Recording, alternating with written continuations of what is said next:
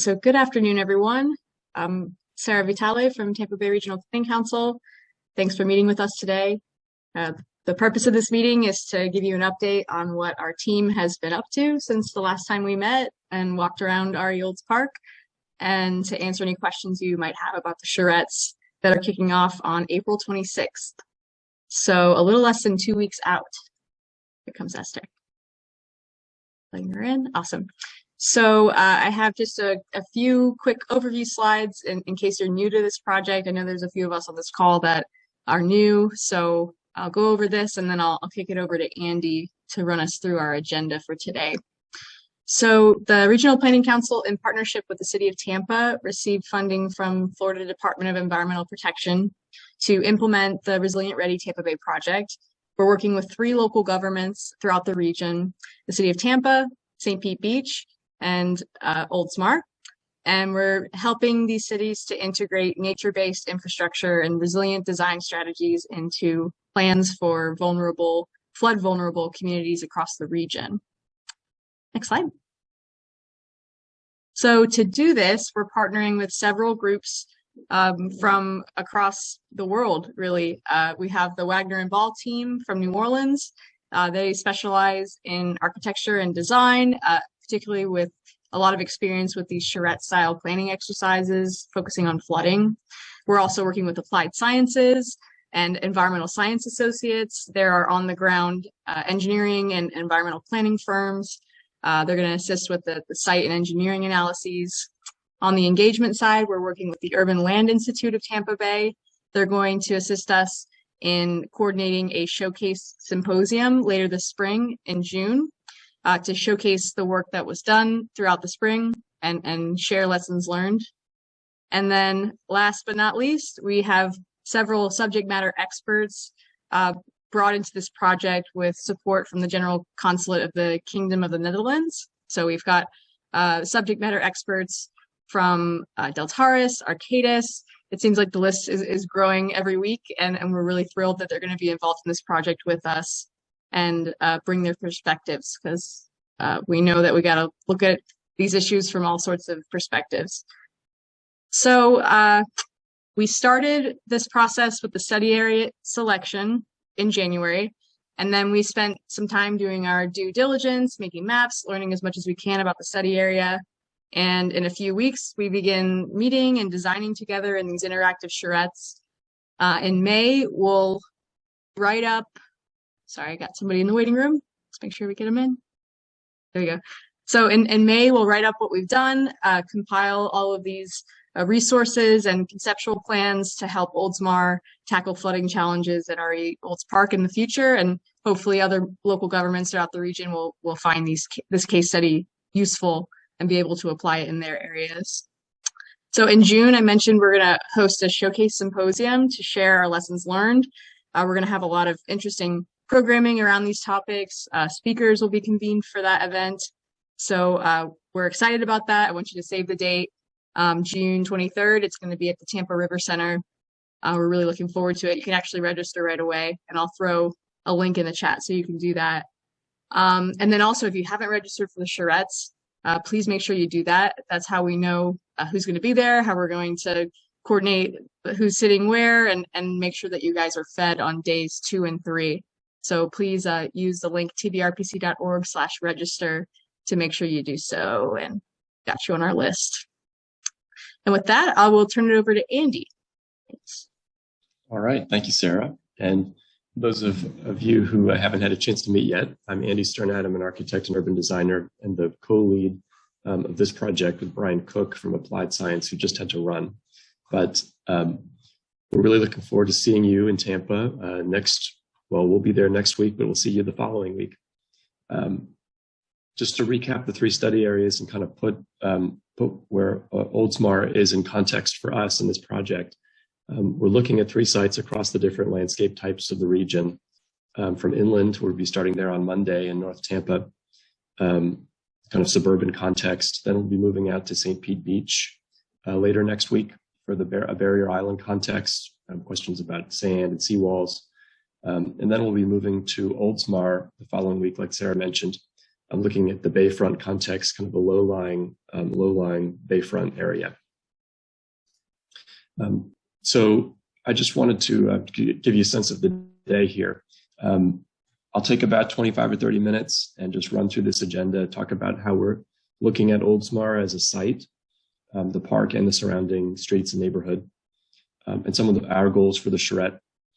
Then some possible design concepts that we see may be useful in the Oldsmar context, not concepts that we will recommend, but just some different kind of kit of parts components that we see might be useful, and some experience from elsewhere. And then just wrapping up with a little more detailed agenda and a list of current participants so you can get a sense of who's coming and let us know if we're missing anybody. And please feel free to interrupt me, and if Sarah, if you wouldn't mind keeping an eye on the chat. Just would like to have a conversation today and save plenty of time for your questions at the end, whether they're specific logistical questions or bigger picture concept questions. So moving through the site context and the goals. These are sort of high-level goals, not necessarily zooming into the project level yet, but we like to use broadly this collaborative process to inform other projects moving forward, whether they're existing ideas you already have in mind or possibly new design concepts for challenges that don't have solutions yet. So I think these workshops tend to kind of go in some new directions, some expected directions, and some new. And I think we'll see that in Oldsmar with a focus on the park and working through some other issues connected on both sides of the park, inland and water. And that gets to a bit of the question of future and habitation. What does this place look like over the next immediate future and longer term future? And so this is an opportunity to think a little bigger and more broad. Think about the system, the water system, how we're using streets and places and homes, and really just dream a little bit. We'll take a real look at the challenges, but maybe step outside our day-to-day roles and imagine what the place could be. And then finally, replicability. I think that's something we might be following up on really later, but just keeping in mind how what we talk about in this specific charrette might be useful to you in other parts of Oldsmar and elsewhere around Tampa Bay. So just a couple of our base maps that we'll be bringing with us. We expect to have a bunch of maps up on the wall to look at and reference, and a bunch of drawings and maps on tables that we can draw over. There will be a lot of data like this, but hopefully there is a lot of data and information you can bring yourselves and share with us around tables. But we've taken a look in all three locations at some preliminary water storage targets for the immediate drainage watershed. So in this case, the area that drains out through Olds Park and nearby into Mobley Bayou. So this is just kind of trying to quantify the level of storm and rainfall that we're really dealing with.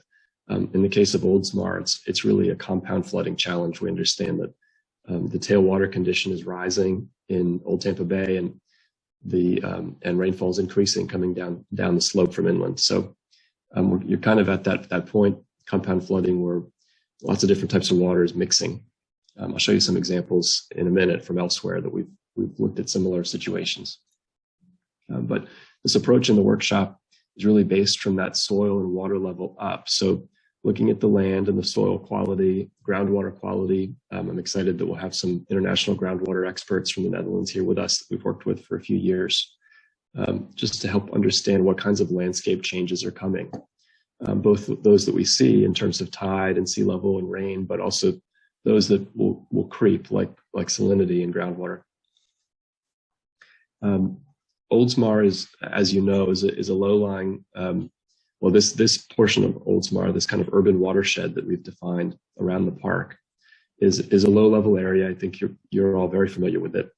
But one of the challenges here is that the opportunities to, if you were to imagine kind of a perimeter system or a raised perimeter, trying to create what the Dutch would call a polder, sort of a bathtub or a protected edge around this part of the city. It's difficult to find a place to tie back into high ground that's stable over the long term, over the kinds of planning horizon we're looking at. So I think that poses a specific challenge in this part of the town, but also some opportunities, to think more broadly about how we live with water on a time scale in an active way, in a more nuanced way. So we may not be talking about keeping water out. We may be talking about letting water in at some points. A question to explore in the next few weeks. So just a little bit of a historic look. Back in the 40s, this was kind of an enclave, a rural enclave, and even older. And as this kind of planned enclave developed, the landscape around it changed quite dramatically. And I think that has consequences for all the edges of this place, the water that's arriving at all of the boundaries.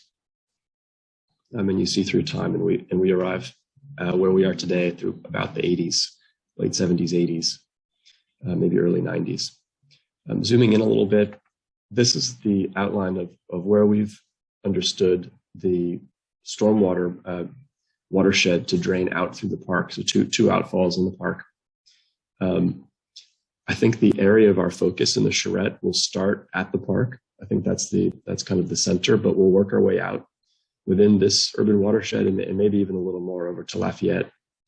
I'm not sure how you say Lafayette in Tampa. We say Lafayette in Louisiana. If you say Lafayette. Anyway, things we'll learn next week. But we like to look a little more broadly to understand the influences on a specific site, and that look kind of deep in the ground and broad across the land helps inform both stakeholder groups that can implement projects and also funding applications. Kind of the story we tell about how a specific project might influence its surroundings and maybe find some other benefits that we might not expect. Most of this area of town is in a FEMA 100-year floodplain. I think that's something everyone is also quite familiar with. But within that blue, there's a lot of nuance. There's quite a lot of nuance in elevation and also type of water and where it comes from. So we'll be looking, in this case, at storm surge scenarios, at rainfall and sea level rise scenarios. And we've heard about past storm surge events kind of coming up the bayou and around the back. So I think that kind of context has been helpful for us in framing thoughts about this place. We'd like to continue to test those ideas and hear your feedback and experience at the Charrettes, building on what we know. Looking at sea level rise scenarios, and this is something we'll also be testing. And we may imagine yet another scenario farther into the future. There's a degree of rising uncertainty the farther out in the future you go, but the trend is clear. So I think we'd like to be making decisions today with an eye towards what's coming, so that those things we build may be adaptable or can change over time in a way that helps navigate the uncertainty. But you can kind of see the areas of first impact from just mean high water. This is not a king tide scenario, which may come sooner than what's shown on the graph. And in fact, what you may already be experiencing. We saw kind of rack lines creeping up through Olds Park when we were there a few months ago in February. So just zooming in a little closer to see that kind of impact. So this is kind of permanent inundation over the next 40 years, say. I think we're also very conscious in events like this in communication with the public. So we don't want to scare, we don't want to generate fear, but we want to speak to reality and speak to the best projections we have so that we can navigate these changes. So hopefully some of this information is kind of an instigation to act, maybe in new ways. Thinking about the rights of way and just kind of property breakdown in this part of Oldsmar, we were really struck by how wide the street rights of way are. I think that's a unique asset that we hope to explore. So what that means for water, we'll see in terms of water conveyance, in terms of finding space to store water when it rains, possibly within a perimeter sort of containment system, or possibly just to manage the kind of increasingly daily high tide flow. But there's a uniqueness here. I think many parts of the city around Tampa Bay don't have this kind of unique street grid and unique street right of way. So that naturally kind of ties into a network with the park at its edge, but also at its center.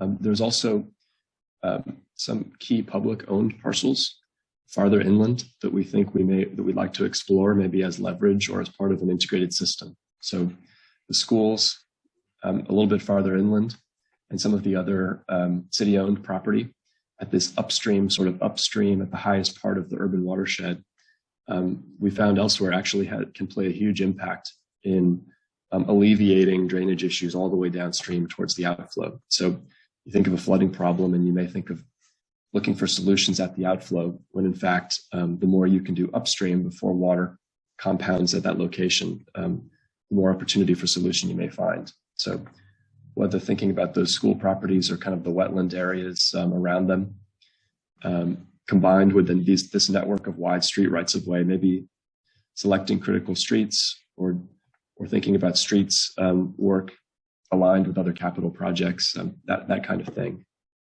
You may start to squint and see kind of a blue-green network opportunity developing around Oldsmar. So just zooming in a little farther towards the park itself, like I said, the park will be sort of the center, and I think we'll work our way out from there. And that's the project that you initially brought to us, that you initially proposed. So thinking about how to treat this public space at the edge in maybe new and different ways that are compatible with its current use and demands, public demands for it, lots of programming and activities there. How to negotiate that with the kinds of tide and water changes that we are already seeing and that we know are continuing to grow. But I think we'll have an opportunity to look kind of farther around Shore Drive and then up Lafayette at the whole area, sort of the district. Just hold that thought for another couple of slides, and I'll show you some examples. So just a little finer look at the topography. These are the types of maps we'll be bringing just to reference. So be prepared to pick up a pen. I hope you will with us and just sketch over and bring new ideas. We'll also have some folks looking at the bay side. So it's really land to water and water to land, and a look in both directions. Just to give you a sense of some other workshop background materials, thinking sectionally, this is really flat landscape, not quite as flat as the Mississippi Delta here in Louisiana, but there's a subtlety to it where you may find opportunity. So localized depressions, localized high points can actually be really crucial for things like access or maintaining services as other parts of the landscape start to change. So just a little visual tour, maybe looking at some opportunities within the park itself. What happens at the edge? It's kind of got this mangrove hedge there and an existing pier. We've heard and saw some evidence of sand and a beach out there. So we'd like to explore a little more what the geology looks like. What we're learning so far is that it may be more favorable to sort of coastal protection structures than elsewhere. It's a little bit less of a limestone landscape, perhaps less permeable and porous than elsewhere in Tampa Bay, and more sort of silty and clay, which may lend certain kinds of opportunities. Here you see Sarah investigating the rack line in the park a couple months ago, but just evidence of a high tide already encroaching. Before we see the big kinds of real long-term change in sea level rise, we're going to see changes in salinity and changes in landscape. The landscape will naturally start to succeed to change in different ways based on that salinity, certain things dying, certain things growing new. So we'd like to anticipate that a little bit and hopefully leverage that change in a manageable way. On the right, just one of the stormwater outflows. This is the one kind of to the east on the Veterans side of the park, sort of on the Veterans Mobley Bayou side. Just reiterating the streets opportunity, whether they're the medians or the wide area kind of on the sidewalk side. There may be opportunities to think about overlaying other things like existing bike lanes, existing transportation right-of-ways, different kinds of tree planting. So I think this is a really unique and wide zone and an opportunity throughout the neighborhood. as they tie back into the park. And then some existing water infrastructure, open canals. We always like to see things like this and go out and stand as close as we can to the edge. Think about what boardwalks or piers or different kinds of public access might look like that are compatible with the maintenance that's required for these types of places. How water quality impacts might be mitigated and improved, as well as just finding space to store more water. Look at some of the other kinds of infrastructure, open canals in the area. This is up by this, I think it's an elementary school, up by a little farther to the north, kind of at the edge of that urban watershed. And some of the smaller creeks and ditches connecting. This is connecting down to the stormwater outfall point to the west, with the park sort of beyond. These are private properties, dead end street, and the park beyond down there. I think this kind of interconnected system and how its levels are expected to change over time, since they're all tied to the tide currently, will be something to look at. Kind of dynamic management, perhaps, of some of these water levels in the area. And just a sense of other streets and neighborhood character. This is looking across Shore Drive. Some homes already taking the proactive elevation measures into their own hands. Other parts and streets really actually quite beautiful. You feel like you're in an almost rural kind of setting. Just an amazing kind of landscape growth potential to take advantage of. Okay, other types of design concepts here that we see as prototypes, maybe to explore, but also some ideas coming from elsewhere that we can discuss more with you in person. But this is just sort of a kit of parts. So not to say all of these are applicable, but just the kinds of things that we'll be drawing and sketching and thinking about together, whether that's the coastal edge, whether that's the stormwater management inland, in the ways these things overlap and intersect, influence one another, and then community overlays. And this is a way to get often to get multiple benefits, to get more value, whether that's through measures that you can take to improve the CRS ratings, or to just involve other kinds of recreational and health opportunities. In other places, we talk about leveraging real estate value along waterfronts, or leveraging water storage through policy opportunities on new development. That's a question to pose to y'all. I think this is a largely residential district, but if we find some specific commercial opportunities or redevelopment opportunities, if there are any that you're aware of, we'd like to discuss those too, and how we might be able to leverage that reinvestment for additional value and benefit. Okay, just some quick concepts from elsewhere. This one from New Orleans. We know you don't currently have a levee, but anytime you introduce a raised edge, a berm, or something at the perimeter, you change the way water flows and is managed inside. I think it's kind of farmer logic in a way, but it can get complicated in an urban environment. So principle here is actually slow, store, and use water before you get to that point where you have to outfall or drain or pump. So that's that looking at the high ground, finding places to store, to infiltrate, before we're compounding problems down at the edge or at the low points. There's also a real subsidence potential. It's important consideration whenever you're introducing a pumped system or something behind a raised edge, especially with silty organic soils. There's a real risk. That's a lesson we've learned the hard way and continue to learn in New Orleans. So I'd like to avoid others making the same mistakes. This is a concept from Charleston from their comprehensive plan rewrite last year. We developed with the city planning department there a strategy to defend, adapt, grow, and reserve. So those are the terms they used in their city plan based on elevation and based on landscape type, whether it was marsh migration down at the low edge or preserving forests and permeable soils on relatively higher ground. So we're talking 10 to 15 feet above sea level, not unlike the elevations in Oldsmar. But they like this terminology, defend, adapt, grow, to figure out where we can't change or how we need to stay in place, how we can elevate ourselves or potentially even relocate locally, and then where we want to prioritize growth and further investment and development, all on an elevation basis. So that maybe that some of those words and concepts and strategies apply here. These ideas often play out in section and as a district. So I think that's really, I want you to keep in mind. I don't want to make you think that we're not focusing on the particular park and the edge and the project that you'd like us to focus on, the one that you submitted. But the questions broaden somewhat when you think more holistically about the district itself and what the whole place's future looks like.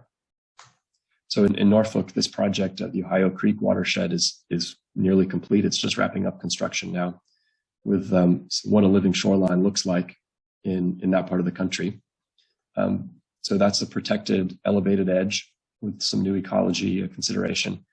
But within it, you create a new district plan. In this case, that protected edge is tying into some higher ground.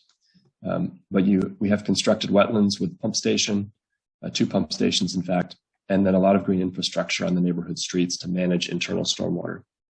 So all of these systems working together as kind of new paths for recreation, a new park, new constructed wetlands, and this new path along the edge.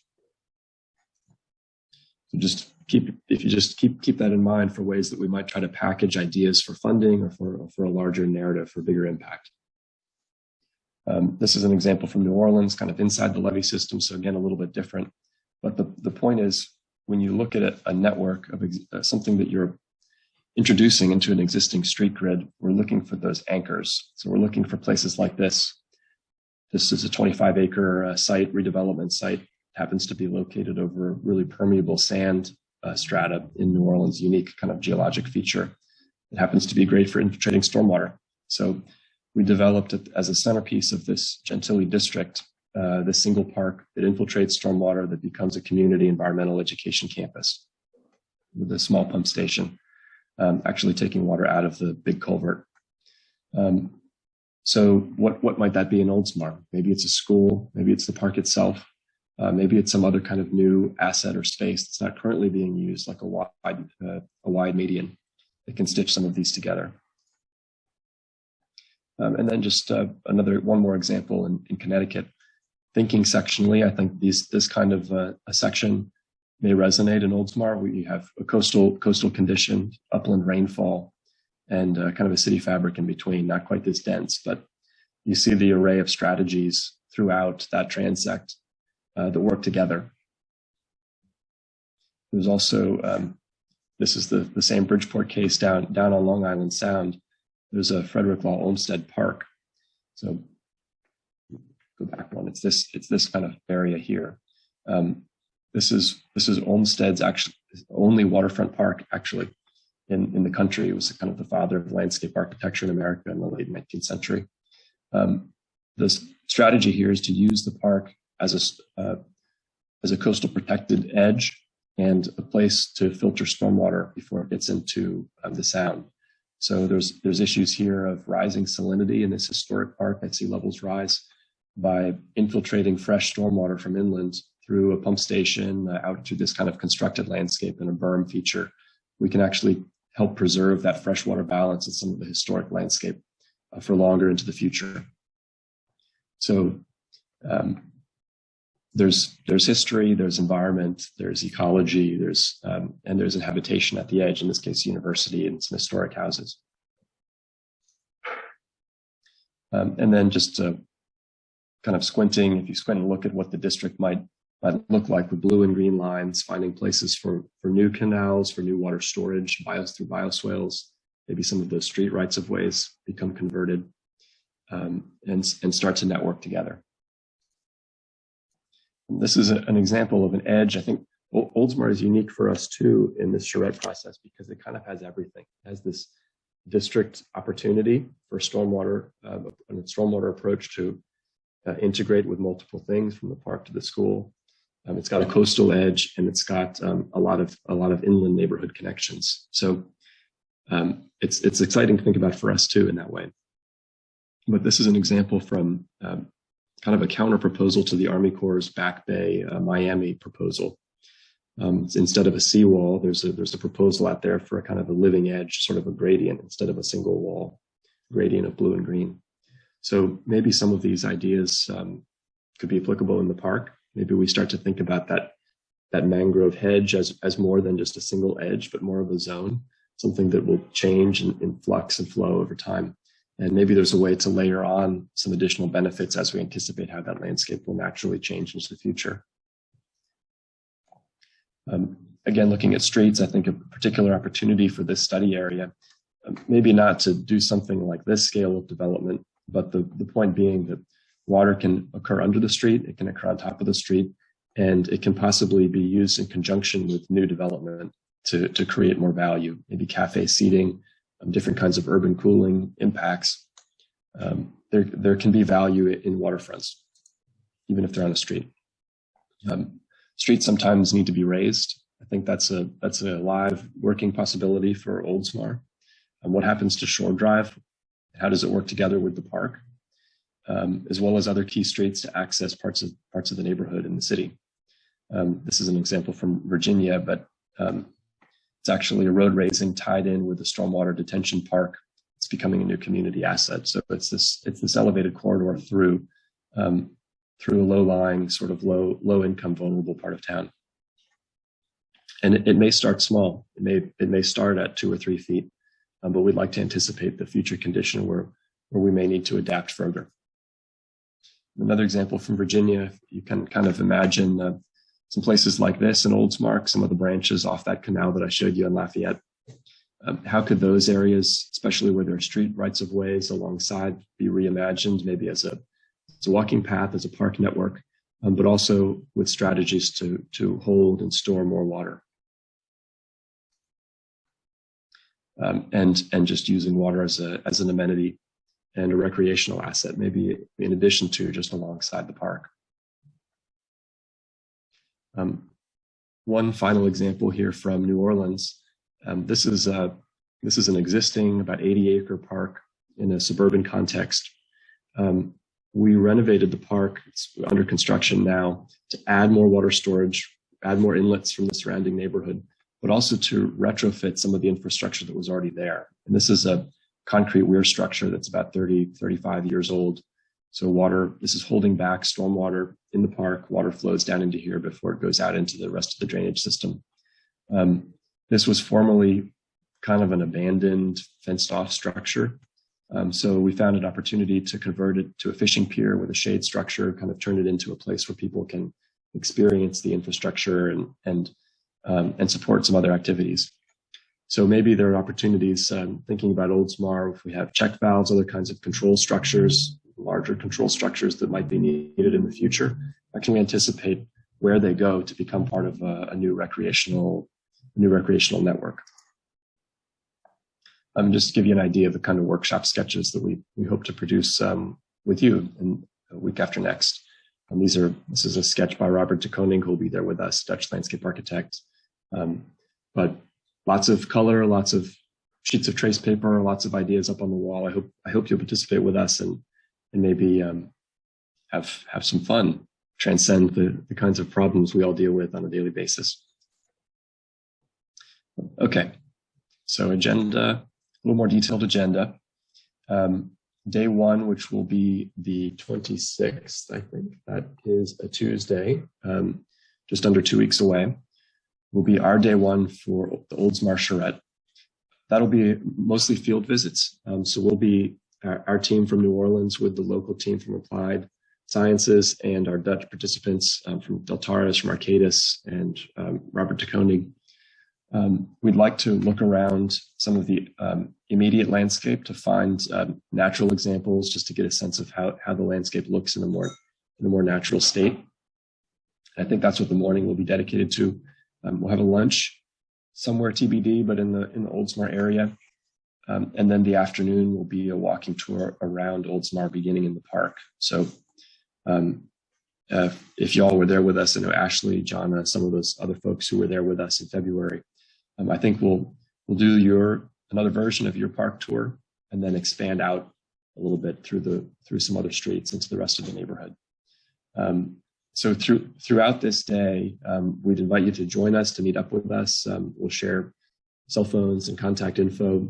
No pressure to do so, but if you'd like to, we'd welcome any insights you have, as well as trying to connect us with any key stakeholders that you know of or can suggest in the neighborhood. So just what field visits kind of look like, lots of pointing at things and looking at paper. Taking notes, maybe sketching ideas.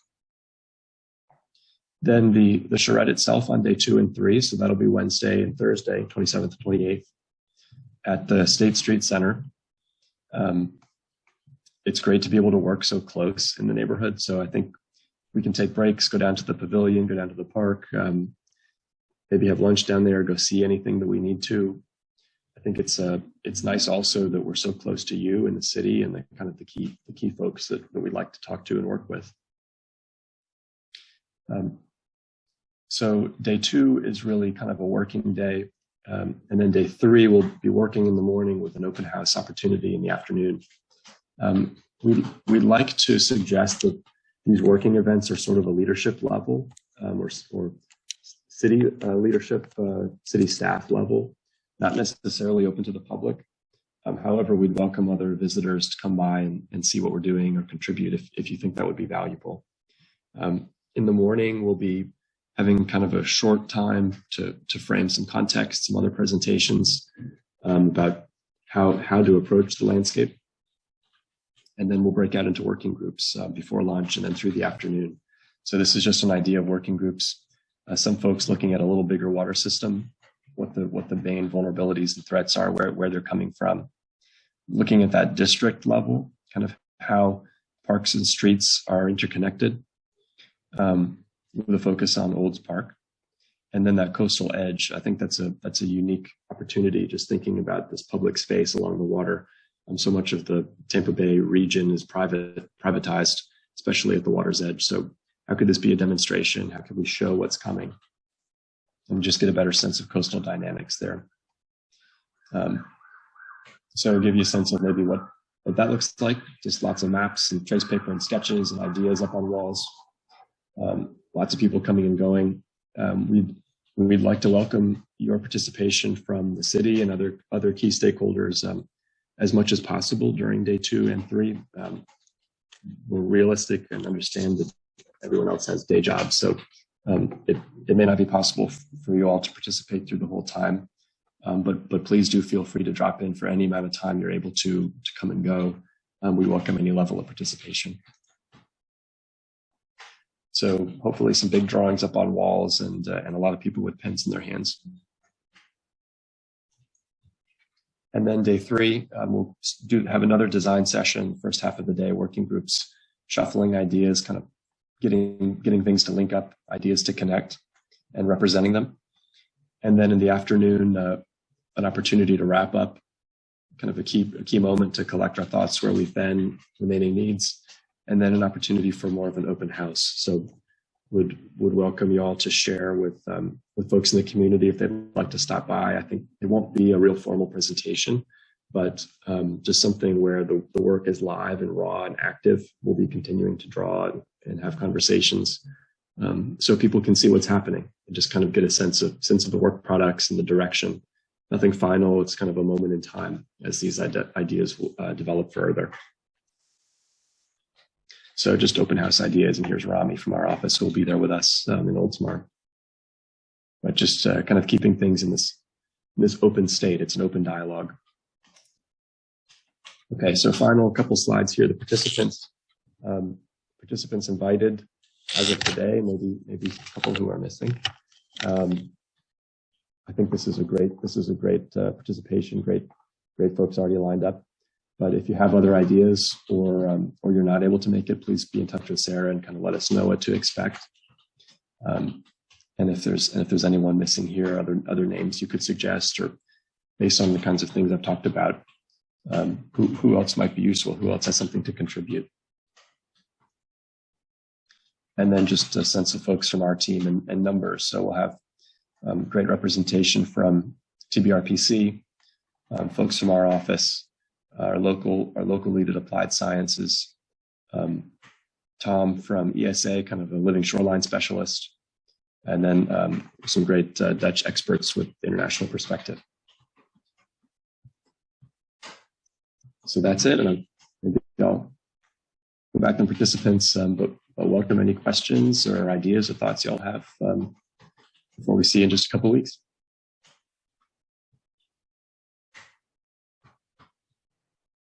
Andy?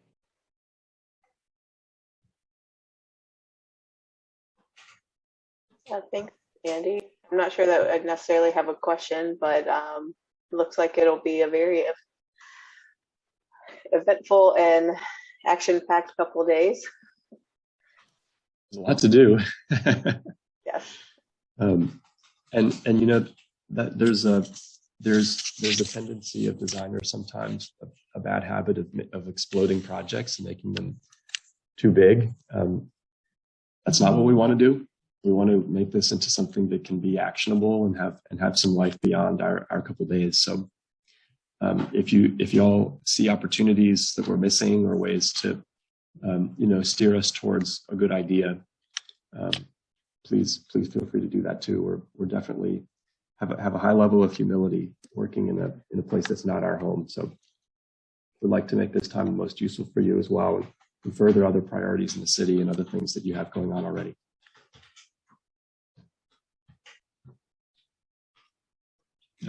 Would it be beneficial for a wider variety of city staff, like streets or stormwater or,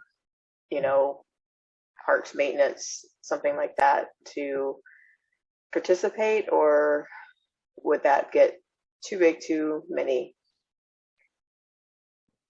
I think sometimes it depends on the individual.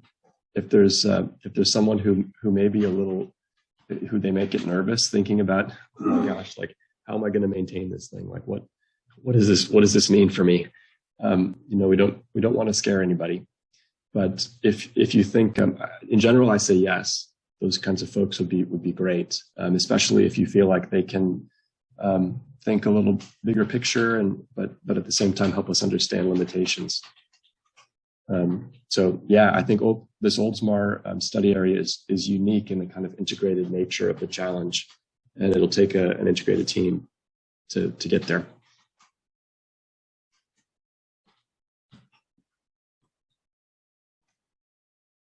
Do you need any help outreaching to the Chamber of Commerce or the Neighborhood Association? Yes. Okay. That would be great. If you could, I can follow up with you after this about that. And then would you want, Ashley and I've been talking about it, but for the open house on day 3, the 3 to 5 o'clock, would you want that put out to the community to invite them to participate? I think so. Yeah. I think it's the more the merrier. I think the key message to communicate is that this is not something finished. This is really just an iteration, an idea underway, and it's completely open to be shaped further in the future. So we just don't want anybody to come in thinking that they were left out. So yeah, I think that's kind of the idea. Have people circulate through. We'll be there, can chat and talk, and hopefully allow residents to feel connected to y'all at the city too.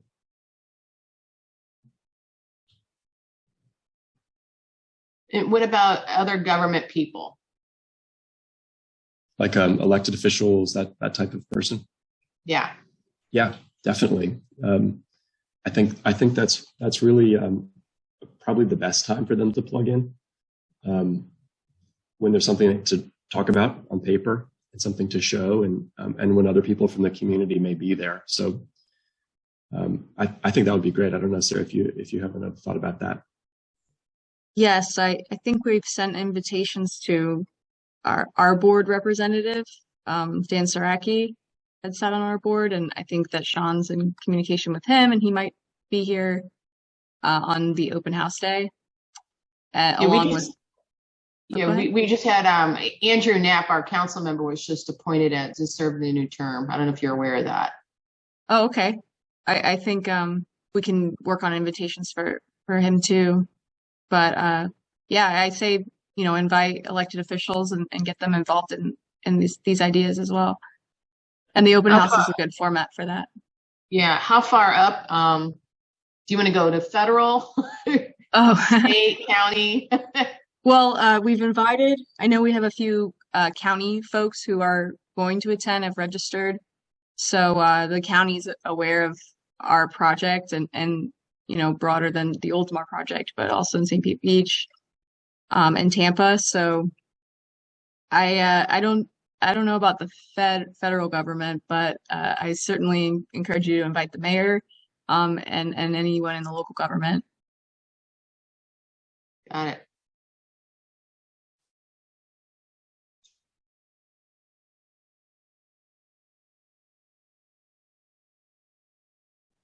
Any other questions for us?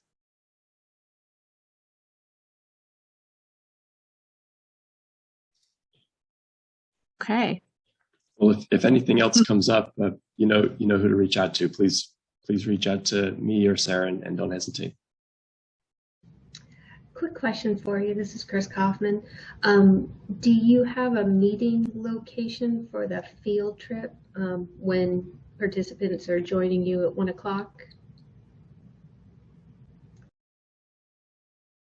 We're going to start at the Park Pavilion in Olds Park. There's the parking lot closer to the pavilion. I think it's 701 Shore Drive, 107. There's ones and sevens. 107. Thanks, Ashley. 127. 127. I just wrote this morning. But, yeah, we'll just be walking around and we may take a different route. So, but that's where we'll start. So if really would welcome any and all participants' perspective at that time too. And we're going to send an email to everyone registered likely tomorrow or the following day with overview of the agenda and all those details about where to meet and when. So you'll have that in your inbox to reference.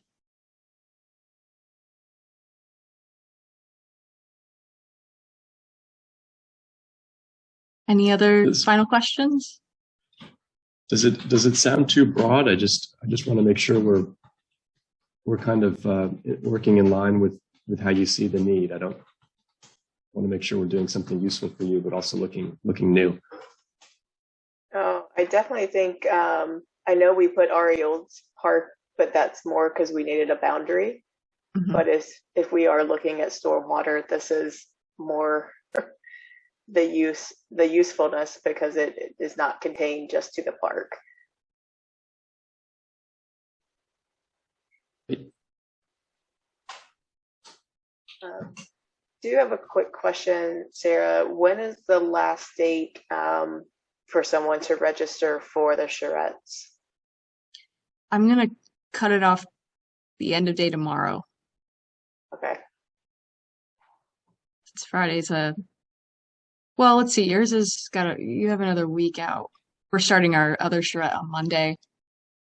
How about Wednesday next week, in 1 week, since there aren't a lot of people registered yet for Oldsmar? That'll give us some time to organize the food. For the open house, do people necessarily need to register, or can it just be, it's like a drop-in? They can just drop in.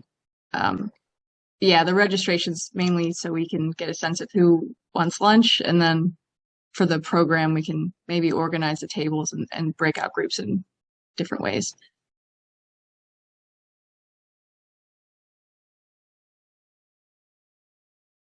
Yeah, the 20th works. Maybe one other question from us.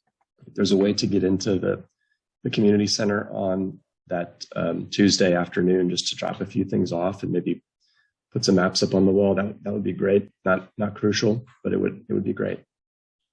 So I will say you can drop things off, but there is an event that night, so I can't put things on the wall that night. But we can put things, store stuff, and then the morning of the second day, I can be there. I'm usually in office by 7. So I can meet you there at any time before. Okay, good. We're just staying across the bay in Safety Harbor. So we'll be nearby to get there nice and early. I don't know about 7, but we'll be there early. Are you staying at the spa? Yes. trying to find our waterfront spots. And do you need suggestions for the team lunch on day 1? Sure. We were out there at Jack Willie's last time in the area, but happy for other recs too. That's always a good place. It's waterfront, you know. We love the water.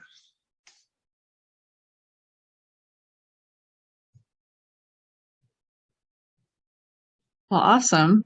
If there aren't any more questions, I think we can end this a bit earlier, and just look out for our emails and reach out if you have any questions. I'll save this recording so you can share it with other folks who weren't able to make it today. And thank you, Andy, for the presentation.